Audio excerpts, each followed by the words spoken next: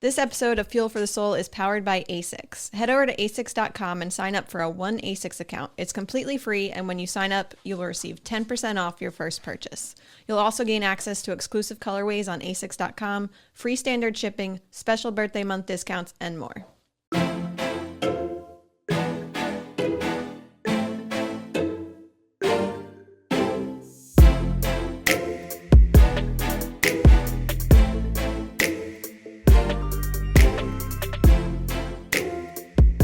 All right. Hi, this is Thomas with Believe in the Run. This is Megan with Believe in the Run. And this is Megan with Featherstone Nutrition.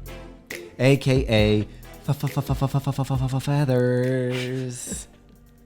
And you're listening to Fuel for the Soul, the podcast where we talk all things hydration and nutrition and how it affects performance. And today Is that all we talk about? No, we talk a lot of shenanigans and other things that are kind of relevant, sometimes not. But today we're going to answer several, I think, questions that might have been in Megan's DMs and are also slightly trendy on social media. And before we dive into those, though, I think we want to talk a little bit about what we're doing this summer, Megan. Wait, can I ask a question before that?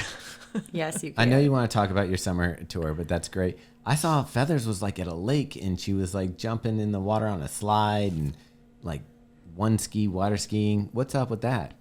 You guys, I water skied this summer for the first time. Last summer, I was too scared of getting hurt. And the summer before that, I had an Achilles injury.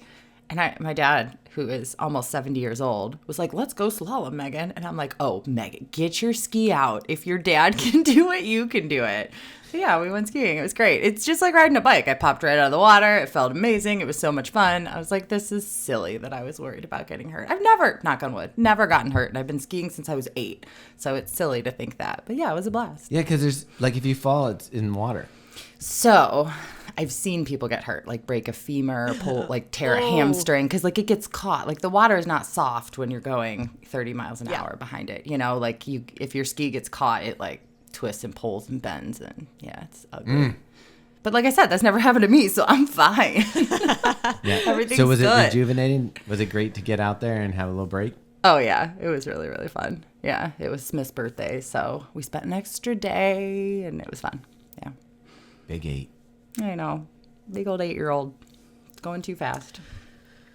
All right, so what are you guys doing this summer?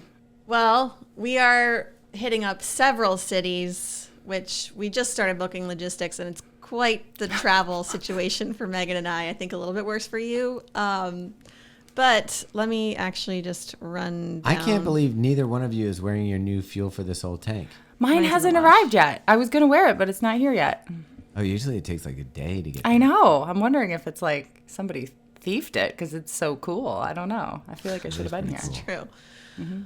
Well, hopefully that arrives soon. But so I'm just going to run down our tour stops real quick. And if you want more of the details, all of it is going to be on believeintherun.com and Megan's website. And we'll have it all over social media, so you'll be able to find all the details. But first up, we're heading to Austin, July 14th.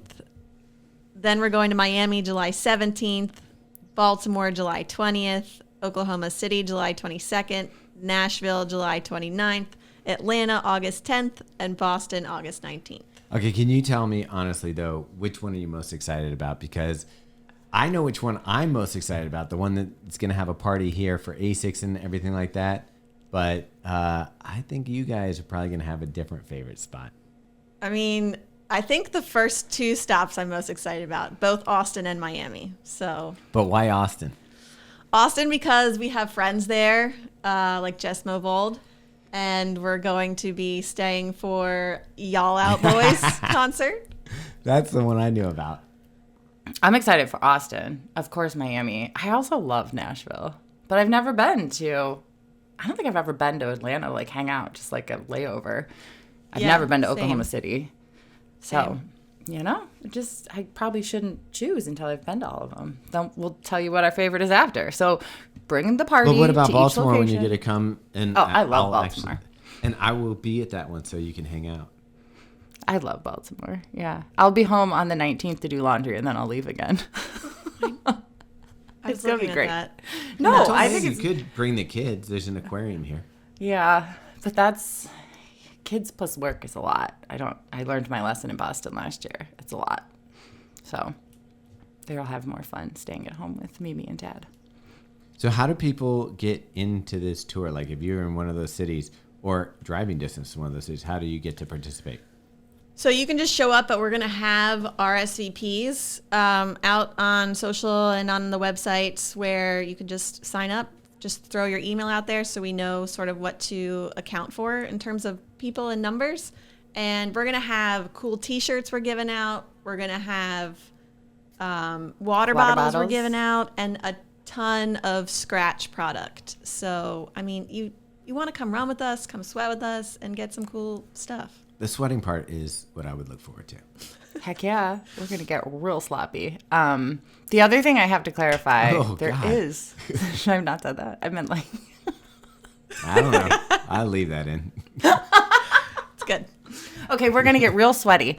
The other thing I wanted to clarify is somebody reached out and was like, I thought this was just a girl thing. Like, I thought you guys were calling it Hot Girl Summer. And I was like, it's not just for girls. See? Yes, Meg and I will be there, but... I feel like you guys, the way that you marketed it, it does seem like a women's event.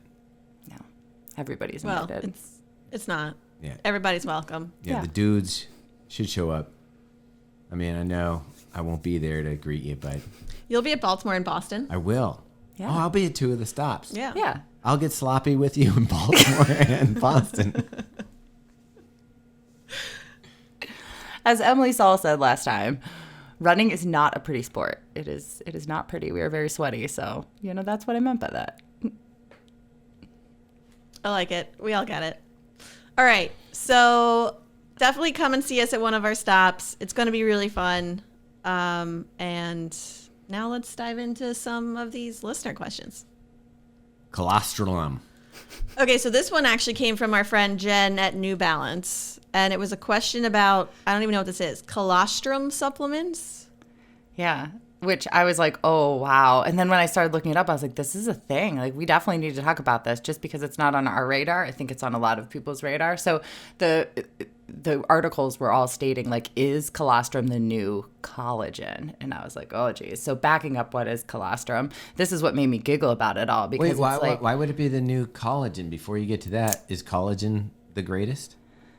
Well, we talked about it, how collagen synthesis declines as we get older.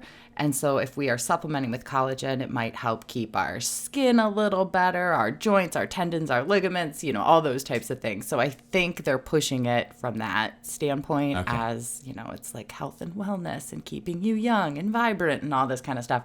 But it makes me laugh because colostrum is the milk that is produced as soon as a baby is born, and it's just for like 48 hours. It's not long. They call it like liquid gold. It's like very rich in micronutrients and antioxidants and really healthy fats, and it's literally like incredibly important for a baby like your to starter get this. Kit. Yeah, exactly. Well, the colostrum supplements are coming from bovine. They're coming from cows, right? They're not coming from humans. But it's created in such a small amount, colostrum is. Like, it's like milliliters, right? Like, you're not getting very much of it. And that baby that is drinking it is what, 7 pounds if it's a human? I don't know how much baby calves weigh.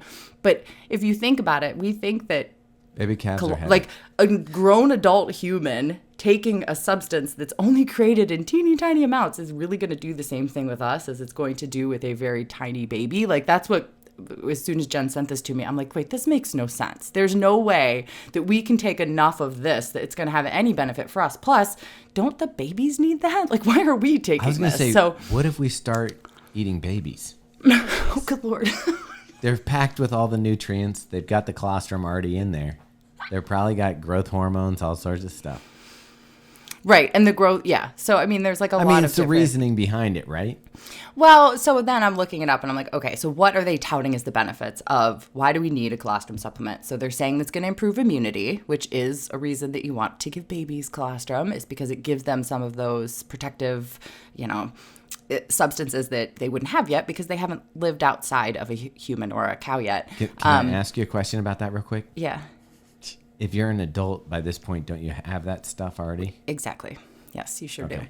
It says it's going to improve your gut health, and then it might enhance your performance from growth factors. But again, the amount of growth factor that is in this small liquid that is benefiting a 7-pound baby, like really, is that going to help us? And then they're saying anti-aging, reduced inflammation. So of course I had to look and see, like, is there any research on colostrum supplementation yet? And there is very, very little research. It is not prohibited by WADA yet, but they recommend that you don't take it because it's possible it's tainted with those growth factors. Like someone's adding that in on the side, which could trigger a positive drug test. And none of the colostrum supplements are NSF certified yet, which, we talk about all the time on here. So my response to Jen was like, let's not. But I do think we are going to be hearing more about this. So I thought it'd be fun to, bring it up. Well, my question is obviously okay, so for over the counter for us regular people, it's probably going to be, like you said, in such a small dose that really it's one of those, like when you see those like nootropics or something on a bottle where it's like stress reliever, you're getting just like a little bit that they can say, yes, it's in there. But when you say there's not a study, I'm going to guess somebody's not going to study it if like an elite athlete was able to somehow get on human colostrum and get enough of it, that maybe that could have a benefit. Like if you had like bottles of colostrum in a freezer or refrigerator and you're a pro athlete and you're ingesting that, could that be something that like it's never going to see the light of day in a real marketing way, like in a grocery store or in supplements, but a possibility for a way for someone to dope that way?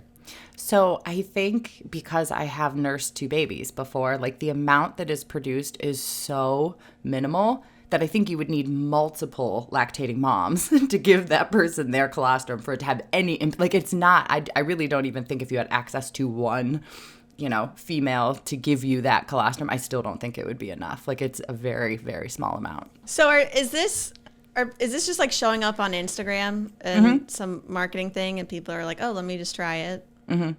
There was actually a really good review, I say good, very convincing review article that broke it down fairly intelligently. So I could see how people would be like, oh, maybe I do need this. But when you really look at the research they're trying to quote, me, I'll pull up all the research articles.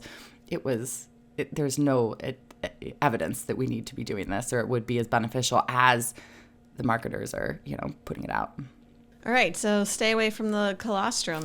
Don't waste your money on it, I guess. Yeah, that's. I don't think she's saying it has a negative. Okay. It just doesn't have. It's a neutral. It's almost like that's the thing. Like just we talked about yeah. nootropics and stuff like that, and even Meg, your mom like pulled up one from last night, and then Meg's getting like you, where the minute that she hears something nutritional, she'll pull out Google machines and start looking up stuff. Okay, have you heard of Proper Wild? It's a beverage. Was that what it was? They're saying it's powerful plant-based energy shots, and they said there's all this research and science back to say that, like you get 2 times the caffeine of coffee, you get 15 times more l-theanine than a cup of green tea, and they're like it's all natural, and you don't have a crash, and you're like, there's a bunch of quote-unquote research studies to follow it up, but when you look at the ingredients, it's just caffeine and l-theanine, and I'm like, well, like what's the difference between that and a supplement that has those things? That's nothing. Like a green tea pill. And these are like, yeah, these are very expensive beverages. Like they're not. And they're very small. I'm looking at them now too. Yeah, you're right. They're shots. Yeah, with a little bit of like organic juice in them to get the caffeine and the L-theanine in. Yeah. If you give somebody a little tasty treat, and say that it's good for them, you've got a customer. It's like we want to eat, we want to have that little dopamine rush of sweet food or whatever, and you say, oh well, no, this is something you should be drinking. As a matter of fact, if you could get it by the buckets, think about how healthy you'd be. So you actually bring up a really good point here, Meg, because I have seen caffeine and L-theanine being combined a lot more lately, and there really is some decent research that the L-theanine helps with concentration. So like if you're trying to sit down and accomplish something at work and you want to be focused, right, that if caffeine is going to give you a little bit of the jitters, right, when you get too much of it, but the L-theanine can chill that out and help with focus. So you get the kind of the positives of the caffeine with some, I don't want to say like ergogenic or synergistic or anything like that, because it's not like they're kind of like mellowing each other out almost. So there is actually some interesting research on those two ingredients. So I get why they're putting them together in that, but you're right. There's no reason that it needs to be that expensive and it's not, I wouldn't say it's more powerful than caffeine. It just changes your mind's response to the caffeine a little bit when the L-theanine's there. Yeah, and caffeine and how do you say it? L-theanine. L-theanine, they're inexpensive. Mm-hmm. Correct. If you went to an herbal store or go to get your supplement, like those are two very inexpensive. Like if you want to just add that to your... Sorry, I was just going to say so they have a link to the quote unquote trial that they're basing all of this marketing jargon about. And it was 40 participants aged 18 to 55. And all of this was self-reported issues on Focus and people who quote had ADHD.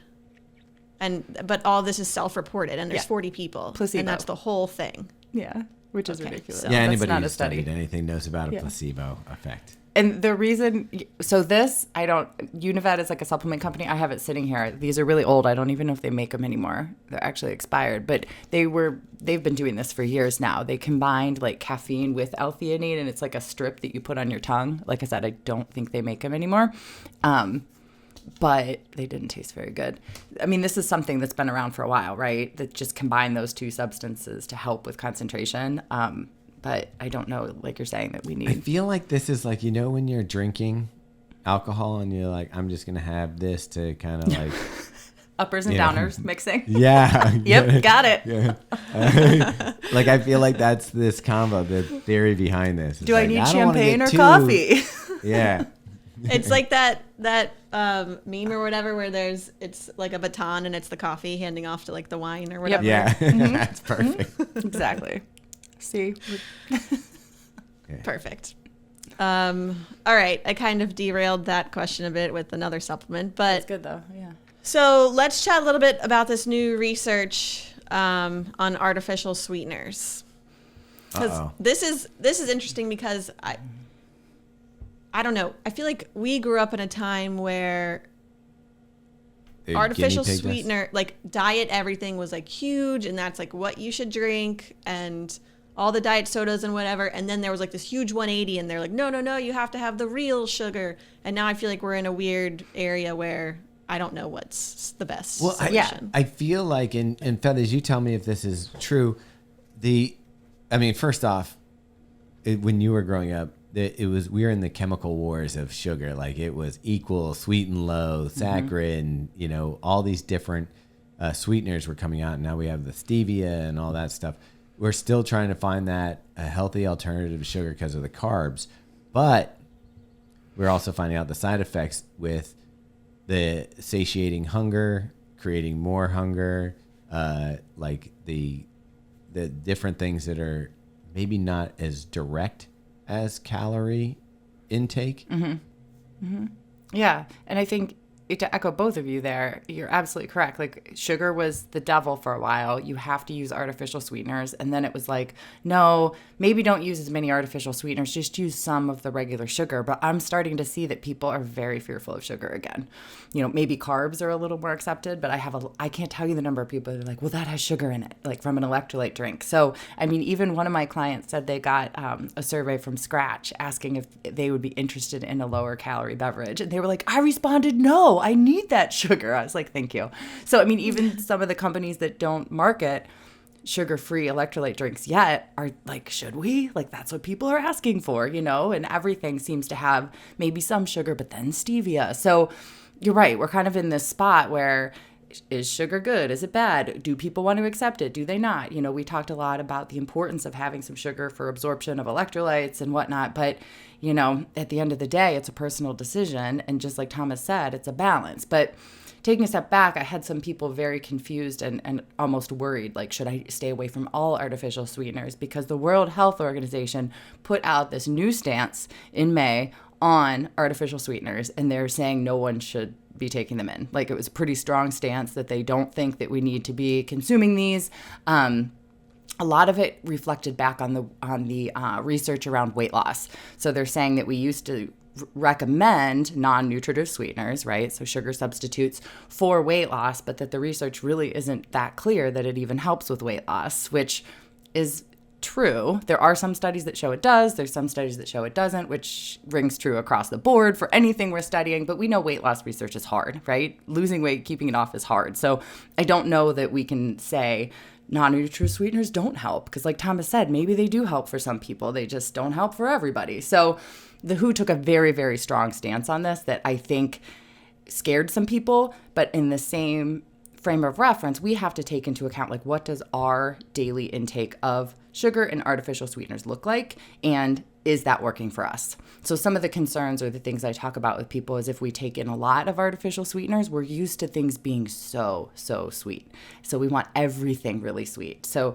non-nutritive sweeteners are like 600 times sweeter than sugar. So all of a sudden our tolerance for sweet is really, really high. So when we do have just a sugar sweetened drink, we're like, that's not sweet enough, you know? So we want to look at that. We want to kind of see, like, where are we? And I think Thomas kind of alluded to that too. And I think anything can fit in moderation. You know, I think that's the cheesiest statement ever, but it's so true. So if you want some stevia in some of your sports drinks, but not in others, that's great. If sucralose makes your stomach hurt, which I hear all the time, or, you know, aspartame scares you for some reason, then don't consume it, right? You know, I think you've got to just kind of figure out what works best for you. I mean, you brought up, I guess a question that I would have is that, you know, the tolerance level that you talk about. Like, it seems like is something that we talk about with drugs or alcohol or something like that. But you're saying even with sweetness, that if you consume sweet things, that you will get desensitized to, like, normal sweet? Mm-hmm. And you'll crave more sweet too. So, for example, I drink a lot of so does Meg, like seltzer water that's unflavored, right? If I was constantly drinking a Fresca, right, which has artificial sweeteners and is very, very sweet and flavorful, if I was drinking that all day instead of just sparkling water, I would want more sweets throughout the day. There's a lot of research to back that up. And then we just expect things to taste sweeter. Like if I sat down and ate an Oreo, it might not taste as sweet as I want it to be because I'm used to drinking this crazy sweet drink all day, you know? So even though there's no calories in it. Yeah. What was the diet that we did, the Whole30 or whatever? Yeah. Was there no sugar in that or something? Right. Okay, because that one, that was bizarre because I remember I got a coconut water. Like towards the end of that thing. And I was like, this is delicious. This tastes so... So it's the same thing. It's so, like yeah, I guess... not used to sweet, so everything's right. like sweet. Yeah. Right. So, yeah, it's just kind of desensitizing us, right? So I don't think I guess the moral of all this, I don't think any of us need to be scared of artificial sweeteners from this report. It's nothing new that is coming out and making them take this stance. They're just reviewing old research and saying, like, hey, maybe we shouldn't be consuming as much of this. But I think we just need to take a look at how those play a role in our life. If it's just a little bit here or there, I think it's totally fine. But again, it's a personal choice. I think we're also kind of wishing that there would just be like a hard, correct stance so we know like one way right. or the other. And it always comes down to not only is it individualized, but a lot of times it is just moderation, and you just have to be smart and like think about things logically. And it's not always black and white, which I think sometimes is harder for us to understand than if it was just like a yes-no situation. I feel like you said smart, and I'm not. So, but I do have a theory that, like I brought up early on one of the other episodes, that I wanted to have a solution from Feathers. I wanted her to say, if you eat this, you will always be prepared. This is all you need to do 7 days a week. Just live like this and you'll be done. And we talked about kind of like the ups and downs of training, what your body needs at different times. Seasonal, I think your body craves different stuff. I think that's the problem, is we're all looking for that really simple step and repeat, like, nutrition model. There's not. We just have to play and find out what works best for us. All right, let's answer this listener question because this one is interesting. It's about bagels, which you know we love. So this is from Adrian that said, I'm dying to know your opinion on these bagels. And these bagels are the Better Bagel. The classic Better Bagel. The better brand, Better Bagel. Anyway, the Better Bagel. I'm attracted to them because of the carbs to calories to protein ratio, but the carbs are mostly dietary fiber, so does that make a difference? Bethany Frankel reviewed them recently, but only for taste, not for nutrition commentary, and she said they are very good. They were also very expensive. How much are they? $55 for 16 bagels. Isn't Bethany do that Frankel math. also in the food business? Yeah, she is. into the She sells skinny wine. Yeah. Yeah, she's probably in on this. She's probably in on this. Yeah, they're very delicious. You should try them. Buy my Better Bagel. $3.44 for one bagel. Per bagel. That is wild. That's crazy. And isn't there in the flour that you use to make your bagels? Isn't there? Yeah, so bread flour tends to have a higher protein content, so you get protein, but I think they have a lot in these. Yeah, like there's 26. We looked. There's 26 grams in a bagel. How are they doing this? Okay, so if Bethany Made Frankel of likes meat. it, we had to take a Real Housewife look at this. So of course somebody's sending this to me because they know I'm the bagel queen. So I'm like, I'm gonna look this up, and I looked it up, and the Better Bagel has 160 calories, which a normal bagel is probably like 250. So it's definitely lower in calories. So I'm like, okay, interesting. 2 grams of fat, pretty comparable to a regular bagel. Bagels don't have much fat. That's why we carb load with them. 660 milligrams of sodium, pretty standard. There's usually some salt because you need salt for the yeast to rise with the sugar and stabilize it. So, salt okay. bagels. Yeah. And then 40 grams of carbs. So I was like, oh, that's not like they're like low carb, like a typical bagel we know is like 50 to 70 grams of carbs. But then is where it gets interesting. Fiber. So there's 40 grams of carbs, 35 grams of fiber. So to put that into context, the DRI, the daily recommended intake of fiber for females is 25 grams and for men is 32. So one bagel has 35 grams of fiber. I mean, that's just like astronomical in my mind. So like, is fiber a filler? I could say yes. It'll fill you up when you eat it, but then it also provides like, are they bulk. putting sawdust in these? Yeah. So then I'm like, okay, so what type of fiber is this coming from? And it's funny because in the ingredients it says agave fiber, and I'm like, what? Like, the agave plant, we make sugar out of it, you know. So but I'm like, but I've never heard of agave fiber. So then when I looked it up, it's actually just like a fancy name for inulin. So a lot of us have seen inulin as added fiber and things, and inulin is really hard on most people's GI tracts. Like a lot of people have to stay away from products that have inulin because it causes bloating and gas and diarrhea. Yeah, like it's really offensive to anyone that has any sort of like mild GI issues on a day-to-day basis. So I think they're kind of trying to cover that up a little bit. But anyway, so 35 grams of a fiber that most people don't tolerate in like 5 grams a day. So that is very concerning to me. Why is it needed in the bagel? Like, what would you need that for? So a lot of people will do something called net carbs, where they subtract the fiber from the total grams of carbs. So if you're looking at the net carbs of this, it's only 5 grams of carbs in this bagel. So some different diet plans recommend that you do that. Because fiber is digested very differently than other carbs, right? Like we've talked a lot about how we absorb sugar, what it does in our bloodstream. So with fiber, it's a very complex matrix, and we aren't going to absorb all of that. So a lot of people are like, well, if we're not absorbing the fiber, let's subtract it from the carbs. So that's kind of where that thought comes from. I don't have people ever do that. So part of the reason you're recommending the bagels in the first place, though, is the carbs. Is the carbs. Right. Yeah. So you're not getting, like, this isn't going to cut it. Like, this 40 grams of carbs is not going to operate the same way in our body as 40 grams of carbs from another bagel, like a real bagel. This is not a real bagel, newsflash. And so when we look at the inulin amount, right? Like, yes, I said some people can't tolerate it, but when we really look at the research, they recommend that we take about 6 to 8 grams of soluble fiber a day, which inulin is 100% soluble fiber. So this is, what is that? 6 times the amount of soluble fiber we're supposed to have in a day in one bagel. So I would not, recommend putting these into an active lifestyle. I don't think it's going to give us the carbs we need. I think it could potentially give us some GI issues. This sounds like a pre-run nightmare. Well, like, think if somebody tried to carb load on these. I know, and they like didn't it ate more than any one. Better. It would be terrible. Jeez. Well, what I'm thinking of, do you remember Olestra Yes. on the potato chips? Yeah. And it was like 0 fat potato chips, but it made you shit your brains out. Yeah. Oh, God. Yeah, because This sounds like that. I mean, honestly, we don't absorb the oil, Olestra, so it was just moving through us. We don't absorb all of this fiber, so it's moving through it. Like, you're right. It's not a terrible, comparison there.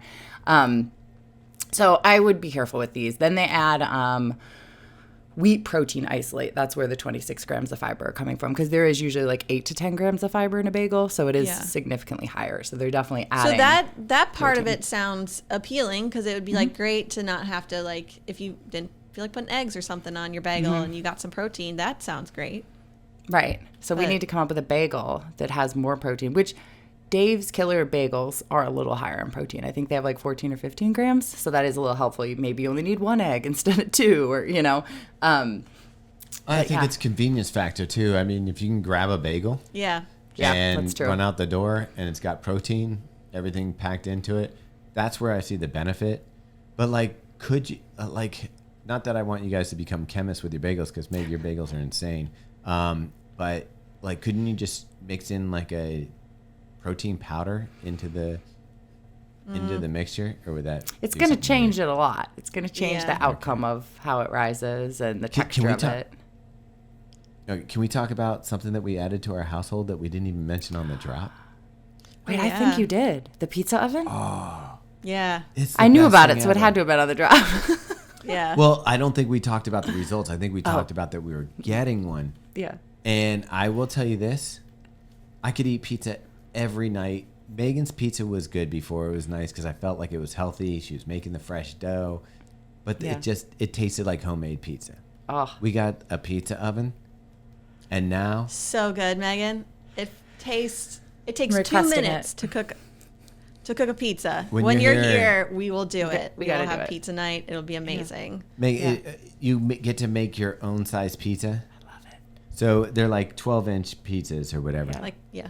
And they came out like, there's a place here that I love in Baltimore called Verity Pizza. You've had it with us. That was so good. Yeah. This is better than that. Oh my gosh. My dad it has a comes pizza out- oven at the lake, but it's one of those ones that's outside and you have to put wood in it and burn it. So it sounds like you have that, but like really easily used in your Well, we house. looked at the different ones. We did a bunch of research, and so this one is electric, so it doesn't have that like outdoor wood burning awesomeness, but Yeah. it cooks it just as well, and it's so much more like it's in the Convenient. house. It literally is the most convenient. It's right on our counter. That's awesome. You don't have to go outside. You don't have to bring ingredients outside. Yeah. What is that big pizza thing called? They call it a pizza peel. The pizza peel. You just Yeah. throw your pizza right into the oven. And I'm going to tell you, I have never tasted a better pizza in my life. So That's good. so awesome. Yep. See? And you guys eat it every single week, so it's worth having one that's inside that you can use all year round. Exactly. I love it. All right, we're gonna change topics here real quick and answer one final, I guess, trendy thing that's happening. Is it pizza related? No, but this is from Sarah H, and she sent over a TikTok that explained, quote, why we develop type 2 diabetes. And it says, when we eat too frequently throughout the day, we keep kicking out insulin and we get too much sugar in our blood. Megan, what is this TikTok about? Oh my gosh. When she sent this to me, I was just like, oh wow, I really hope people aren't listening to this. And maybe this is why I haven't gotten on TikTok, because there is some horrible nutrition advice. I hate TikTok. that place. It I is freaking so hate bad. TikTok. Can someone kill it? Ugh, just get Like, rid of it. So then I went on the rabbit hole, like, because I was then in TikTok while I was watching this, and I'm like, oh my gosh, there is terrible nutrition reels on here, like really bad advice, like people being like, the 5 foods you should never eat: M&Ms, what was one? Fruity Pebbles, Doritos. I was like, where are you even pulling these from? Like, never eat I mean, those. do you recommend those? No, I mean, I wouldn't be like, hey, let's go eat a bag of Doritos. But if you want some Doritos, eat some Doritos. Like, I think but if you don't want to research or get your license in nutrition, so bad. You you can just be list like, the names list of the things. stuff that you find at 7-Eleven in an aisle. But I feel Beef like jerky. the people that are consuming that content, like, they just don't demand the knowledge base behind it, right? Like on Instagram, if I don't put like a PMID for something, I'll have somebody call me out, which I respect. I'm like, thank you. Like, I understand that you're here to learn and you want to make sure I'm putting accurate information, but TikTok is like the friggin' Wild West. You've created an audience, though, that is craving, like, they have some intelligence. I feel like TikTok nutrition is probably people who are maybe just want to eat a little healthier. TikTok is a dumpster fire of everything. Let's be honest. So it's not just nutrition. I don't know. That's the rabbit hole I went down. That's the goal, God. But back to Sarah H's question. So it was a doctor who was talking about what happens when we eat sugar, how our insulin responds, and it was very educational, right? The things she was saying about how our body responds. So basically, when we eat any type of carbohydrate, it's absorbed, it's put into our bloodstream, our blood sugar increases, which triggers insulin. Insulin is kind of the gatekeeper to take the sugar into our cells to create the energy, right? So like we need insulin to rise as blood sugar rises. So she was describing all of this, which was done really well, which I think then sucks you in, like, oh, she knows what she's talking about. But the message of this that was scaring Sarah H that she wanted me to talk about was it was saying if you eat too often throughout the day, you're going to give yourself type 2 diabetes. And I was like, that's a very bold statement because we talk a lot around here. Like if you can't eat enough at meals, have snacks. So she was drawing this picture, the TikTok lady, of if you eat 6 times per day, you're never giving your body a break from pumping out insulin. And over time, your insulin gets quote unquote stuck high. And that's a precursor to you developing diabetes. Okay. She left out a big thing. If it's ice cream that you're eating every there was a study on that, right? a bucket of ice cream and fried chicken 6 times a day will cause your insulin to rise. So, I mean, that's the logical thought, right? Is like, what are we eating behind the scenes? So, but I really do think that, when I saw this, I was like, oh, we need to talk about this because it was creating fear around people eating frequently throughout the day, which for some of us has to happen in order for us to fuel our activity well. So as I was thinking through this, I'm like, okay, like what are the logical thoughts here? And one is, what are risk factors for type 2 diabetes? And eating frequency is not one of them. It's not even on the radar from research. So our risk factors for type 2 diabetes is being overweight or obese. That's the first and foremost one. Most runners are not. And then also it would be things like a family history. Like if someone in your family has type 2 diabetes, you're more likely to get it. Or if you had, as a female, gestational diabetes, you want to be more careful. You're more likely to get type 2 later. Or if you're sedentary. Wait, gestational diabetes. When you're Are pregnant. You talking about what you can get diabetes when you're pregnant? Yeah. Oh, that's weird. Yeah. But it comes and goes, right? It will go, for most people, it goes away after the baby's born. Yeah. So, and age too, like as we get older, our risk increases. Again, none of those are frequency of eating. So I'm like, all right, have they studied like the frequency of eating? Like, let's take a look. Let's dig a little deeper here, right? So looking up studies, one study actually found that eating 4 times a day versus 3 lowered your risk of type 2 diabetes. So that goes completely against what she was saying. And then the other one was really, really good. So it only found a direct association between snacking between meals and type 2 diabetes if your BMI was high. So this is kind of my whole point here. Like if we are runners and we are active and we are eating well, it shouldn't matter how frequently we're eating. It should matter that we're staying active and we're managing our weight to the healthy place that it needs to be for us, right? Like I don't care about BMI, but like the healthy body weight for us as a human, we know if we're at our healthy body weight and we're moving, we should not be worried about our frequency of eating and type 2 diabetes. So this is though, I think, similar to the sugar thing that we talked about and trends. So for a while there, I heard you should snack throughout the day and not have big meals. Then it was you should intermittent fast and not eat at all for a couple days. Why do we try to make it more complicated all the time? There's so much fear out there. Like there's just so many people putting fear out there about nutrition and just pushing agendas that don't make sense for everyone. And I mean, nutrition is a very convoluted space. It really is. And that's why I think it's so important that we surround ourselves with messages that work for us, that support our goals, that aren't meant for people that aren't living the life that we are living as active. But can you imagine, let's simplify it real quick to a car with gasoline, right? The faster you drive that car, the more gasoline you're going to need because it's burning that fuel. Mm-hmm. right? So the slower you are, you need to put less gasoline in because it'll last longer because you're not burning it as quickly, correct? Correct. Can you imagine if I said to you, instead of filling up your tank, go to the gas station, squirt a little in, drive around for a little bit, squirt a little more in, then come over, squirt some more in, to try, or you know what, on Thursdays, never put gas in your tank. It's your car will run better if you don't put gas in your tank. To me, it's that simple. You either have fuel for the activities you're doing or you don't have fuel for it. You don't need to screw around with the pump. Just fill up the tank. Fill her up and let her rip. Fill her up again. Yeah. To the level of the activity. I love it. No, it's very true. I mean, yeah. Like we try to make it so complicated and all these tricks to trick our body. But also, back to TikTok, that's just fear-mongering, and that's probably the number one thing they love doing is being like, oh, you're doing this, you're going to get diabetes. Like, and then you tune in because you're like, what? I don't want to get diabetes. Well, are you going to get views, Megan, if you say something that's why I'm saying it's TikTok. This is why I don't have 1.6 million followers, because I don't do controversial crap like this. Don't invite Megan to TikTok. No, I can't. She will not accept your invitation. I can't do it. All right. I think we're done answering people's questions for the day. To recap, colostrum, probably not your best option. Don't worry Unless you have that woman farm. Don't worry about artificial sweeteners. Just don't overdo it with those. Or vary up your diet. Probably don't need a Better Bagel unless you really want to gamble on the day. And avoid TikTok at all costs. Better go to the bathroom, Bagel. Oh my God. I'm going to have Meg do the recaps every time. Like, that was perfect. I nailed it. Right? No BS, straight to the point. Don't do this. I try to add the BS in. Yeah. I love it. I love it. Constantly. All right.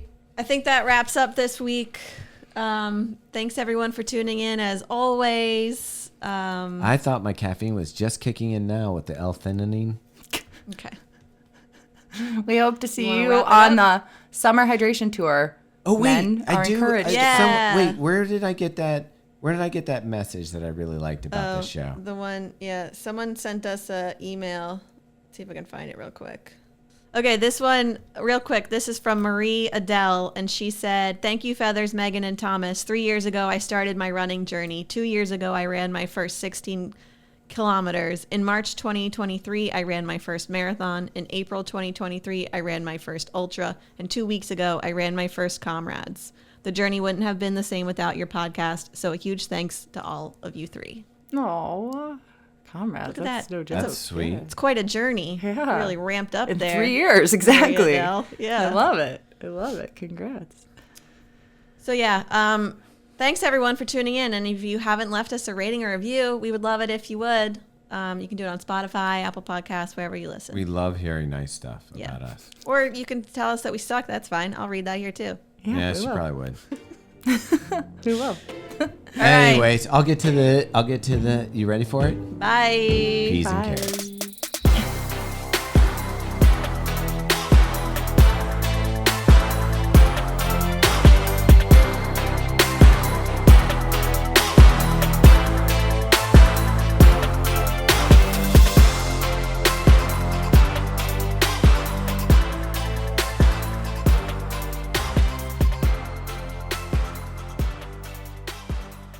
Megan was on Snapchat at one point, though. Oh, I was Everyone too. was. I know. Yeah, We were there. you had to be. Those filters. Oh, I had a 1-year-old when Snapchat was fun, and putting those filters on him, he would calm down and not cry about. Oh, it was great. Make him into a dog, and he was happy He for was like 10 what minutes. happened to my face? Yeah, it's great. Anyways, we should convince somebody to try to carb load on day one with at least 4 of these bagels and follow them and see what happens. Who could we get to volunteer? Weisberg. Yeah. Oh. I was looking at their hit list. Tracking your face, it all of a sudden went to green and started tracking your face. This is why I said this is why I said this could be a problem. Well, yeah, but that's because you did Get something. your face. I wondered why it was Just tracking. go with you. You get your face over here. There you go. I wondered why it was tracking Meg when she was moving. So, what are we doing? Your eyes look beautiful for what it's worth. Oh my God, don't they? I've been They telling do. her They she really doesn't glow listen in to the. me. Yeah, they look really good. I'm in that crying way. now. Like this. See, this is why tech is a problem. Oh, I agree. I'm really excited for Austin. Hold on. Oh jeez. My eyes are watering. It was like you What did a if- hand gesture or something. Oh. Wax on.